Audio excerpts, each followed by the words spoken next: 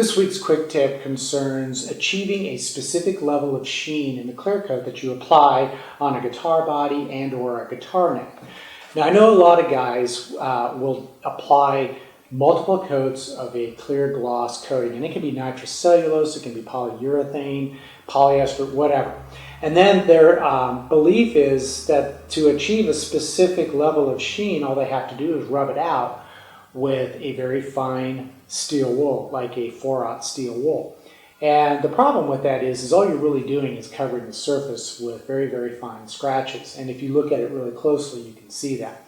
And that's also going to be the case even if you use a fine grit sandpaper, like a 1500 or 2000 grit.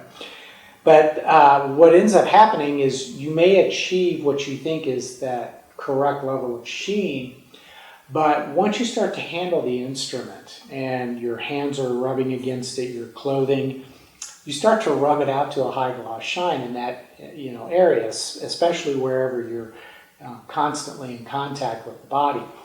So you end up losing that really nice matte sheen. What you have to do if you want to achieve anything in the realm of a matte, a satin, or semi-gloss sheen is you have to use products that are specifically formulated for that level of sheen. And what the manufacturers will typically do is they'll take their clear high gloss formula and they start to add to it a powder, which is essentially what they call a flattening agent. And the more they add, the flatter the sheen will be when it's dried and cured.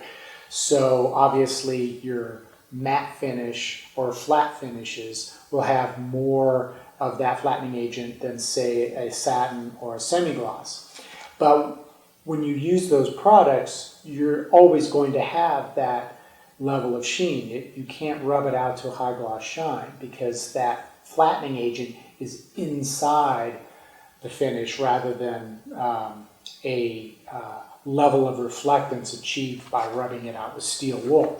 Now, one of the disadvantages with using these products is if you apply too many coats, especially with regard to the flat or matte and the satin, is that once you build up, say, more than 5 coats, it can actually start to develop kind of a milky white sheen. And obviously that's going to cause problems with, if you're using a figured wood or a wood with a lot of interesting wood grain, and even colors, especially dark colors, you'll start to see that kind of milky white sheen in it.